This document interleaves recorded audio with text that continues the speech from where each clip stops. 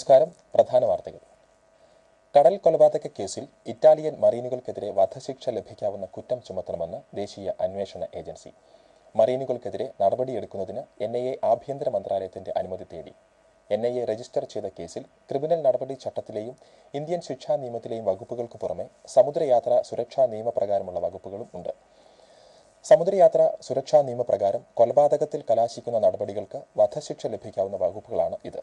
2012 ഫെബ്രുവരി 15 കൊല്ലം നീണ്ടകരയിൽ കടലിൽ മത്സ്യത്തൊഴിലാളികളെ വെടിവെച്ച് കൊലപ്പെടുത്തിയതാണ് കേസിന് ആസ്പദമായ സംഭവം. കേസിൽ ഇറ്റാലിയൻ നാവികരായ ലെസ്തോറെ മാസിമിലിയാനോ, സാൽവത്തോറെ ജിറോൺ എന്നിവരെ പോലീസ് അറസ്റ്റ് ചെയ്തിരുന്നു. തെഹൽക്ക മാനേജിംഗ് എഡിറ്റർ സ്ഥാനത്തുനിന്ന് ഷോമ ചൌധരി രാജിവെച്ചു. തരുൺ തേജ്പാലിനെതിരായ ലൈംഗിക ആരോപണ കേസിന്റെ പശ്ചാത്തലത്തിലാണ് രാജി. പെൺകുട്ടിയുടെ പരാതി മറച്ചുവെച്ചതിന് ഷോമ ചൌധരിയെ ഗോവ പോലീസ് പ്രതി ചേർക്കുമെന്ന സംശയം രാജിക്ക് കാരണമായിട്ടുണ്ട്. കഴിഞ്ഞ ദിവസം ഗോവ പോലീസ് ഷോമയെ 9 മണിക്കൂറോളം ചോദ്യം ചെയ്തിരുന്നു. അതേസമയം പീഡനത്തിന് ഇരയായ പത്രപ്രവർത്തകയെ ഭീഷണിപ്പെടുത്താൻ ശ്രമിച്ചിട്ടില്ലെന്ന് ഷോമ ചൌധരി വ്യക്തമാക്കി. മാധ്യമങ്ങളിൽ വരുന്ന ഇത്തരം ആരോപണങ്ങൾ അടിസ്ഥാനരഹിതമാണെന്നും അവർ പത്രക്കുറിപ്പിൽ പറഞ്ഞു. ഭീഷണിപ്പെടുത്താൻ ശ്രമിക്കുന്നുവെന്ന് പത്രപ്രവർത്തകയാണ് ആരോപണമുന്നയിച്ചത്. പത്രപ്രവർത്തകയുടെ അമ്മ കഴിഞ്ഞ ദിവസം കിഴക്കൻ ഡൽഹിയിലെ പാണ്ഡവനഗർ പോലീസ് സ്റ്റേഷനിൽ പരാതിയും നൽകി. തേജ്പാലിന്റെ മകൾ വീട്ടിലെത്തി കേസിന്റെ വിവരങ്ങൾ തേടിയത് ചോദ്യം ചെയ്താണ് അവർ പരാതി ഉന്നയിച്ചത്. സഹപ്രവർത്തകയെ പീഡിപ്പിച്ചെന്ന കേസിൽ തെഹൽക്ക മുൻ എഡിറ്റർ തരുൺ തേജ്പാൽ സമർപ്പിച്ച മുൻകൂർ ജാമ്യ ഹർജി ഹൈക്കോടതി നാളെ വിധി പറയാൻ മാറ്റി. അറസ്റ്റിൽ നിന്ന് 4 ആഴ്ചത്തേക്ക് ഒഴിവാക്കണമെന്ന തേജ്പാലിന്റെ അപേക്ഷയാണ് ഡൽഹി ഹൈക്കോടതി തള്ളിയത്. അതേസമയം ഇന്ന് ഉച്ചയ്ക്ക് ശേഷം 3 മണിക്ക് മുൻപായി ചോദ്യം ചെയ്യുന്നതിന് ഹാജരാകാൻ തേജ്പാലിന് ഗോവ പോലീസ് സമൻസ് നൽകിയിട്ടുണ്ട്. തേജ്പാൽ ഒളിവിലല്ലെന്നും ഗോവയിൽ പോലീസിന് മുൻപാകെ ഹാജരാകുമെന്നും തേജ്പാലിന്റെ അഭിഭാഷകൻ അറിയിച്ചു. ആന്ധ്ര വിഭജനത്തിനെക്കുറിച്ച് പഠിക്കുന്ന കേന്ദ്ര മന്ത്രിസഭാ സമിതി കരട് തെലങ്കാന ബില്ലിനും റിപ്പോർട്ടിനും രൂപം നൽകി. ആന്ധ്ര മുഖ്യമന്ത്രി ശ്രീ കിരൺ കുമാർ റെഡ്ഡി ഉൾപ്പെടെയുള്ള നേതാക്കളുമായി നടത്തിയ ചർച്ചകൾക്കൊടുവിലാണ് സമിതി ഇന്നലെ യോഗം ചേർന്ന് റിപ്പോർട്ടിനും ബില്ലിനും രൂപം നൽകിയത്. ആന്ധ്ര വിഭജനം, ആസ്തികൾ വീതം വയ്ക്കൽ, അതിർത്തി നിർണയം തുടങ്ങിയ വിഷയങ്ങളിൽ ചർച്ച പൂർത്തിയാക്കിയെന്ന് സമിതി അധ്യക്ഷൻ കേന്ദ്ര ആഭ്യന്തരമന്ത്രി ശ്രീ സുശീൽ കുമാർ ഷിൻഡെ അറിയിച്ചു. തെലങ്കാന ബിൽ പാർലമെന്റിന്റെ ശൈത്യകാല സമ്മേളനത്തിൽ അവതരിപ്പിക്കാനാണ് ഗവൺമെന്റിന്റെ ശ്രമം. കേന്ദ്ര മന്ത്രിസഭയുടെ അനുമതി ലഭിച്ചാൽ ബിൽ പാർലമെന്റ് പരിഗണിക്കും. തുടർന്ന് രാഷ്ട്രപതിയുടെ അംഗീകാരം തേടും. രാഷ്ട്രപതിയുടെ അംഗീകാരം ലഭിക്കുന്ന മുറയ്ക്ക് ആന്ധ്ര നിയമസഭയും ബിൽ പരിഗണിക്കും. വ്യാപാരികൾ നെല്ലും അരിയും 1 വർഷത്തിലധികം സംഭരിച്ചു വയ്ക്കുന്നത് നിയന്ത്രിക്കുമെന്ന ഉത്തരവ് കേന്ദ്രം നീട്ടിയേക്കും. ഇത് സംബന്ധിച്ച നിർദ്ദേശം ഇന്ന് ചേരുന്ന കേന്ദ്ര മന്ത്രിസഭാ യോഗം ചർച്ച ചെയ്യും.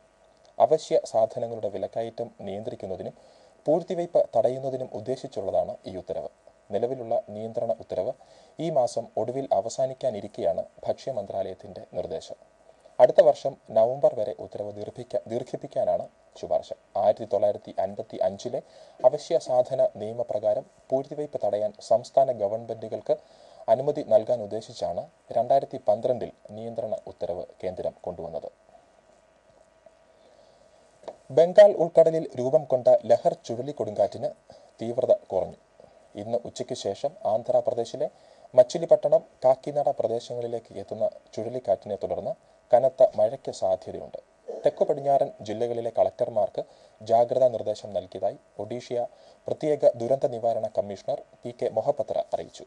താഴ്ന്ന പ്രദേശങ്ങളിൽ താമസിക്കുന്നവരെ മാറ്റിപ്പാർപ്പിക്കാനും അടുത്ത 2 ദിവസങ്ങളിൽ റെയിൽ റോഡ് ഗതാഗതത്തിന് ആവശ്യമായ ക്രമീകരണങ്ങൾ ഏർപ്പെടുത്താനും അദ്ദേഹം നിർദ്ദേശം നൽകി.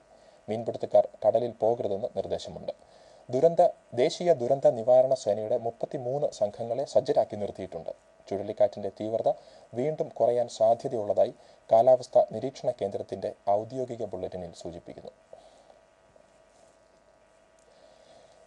ഇറാഖിൽ വിവിധ സ്ഥലങ്ങളിൽ ഉണ്ടായ സ്ഫോടനങ്ങളിൽ 46 മരണം, 71 പേർക്ക് പരിക്കേറ്റു. തലസ്ഥാന നഗരമായ ബാഗ്ദാദിന് 25 കിലോമീറ്റർ അകലെ ഒരു മരണാനന്തര ചടങ്ങിനിടെയുണ്ടായ ചാവേർ സ്ഫോടനത്തിലാണ് 25 പേർ മരിച്ചത്. റമാദിയിൽ പോലീസ് സ്റ്റേഷനിൽ ഉണ്ടായ ഇരട്ട ചാവേർ ആക്രമണത്തിൽ 4 പോലീസുകാർ മരിക്കുകയും 21 പേർക്ക് പരിക്കേൽക്കുകയും ചെയ്തു. ക്വിം സിറ്റിയിൽ റോഡിലുണ്ടായ ബോംബ് സ്ഫോടനത്തിൽ 2 സൈനികർ കൊല്ലപ്പെട്ടു. ഇതിനു പിന്നാലെ അറബ് ജുബൂർ പ്രദേശത്തു നിന്ന് 8ഉം ഷുംലയിൽ നിന്ന് 5ഉം മൃതദേഹങ്ങൾ പോലീസ് കണ്ടെടുത്തു.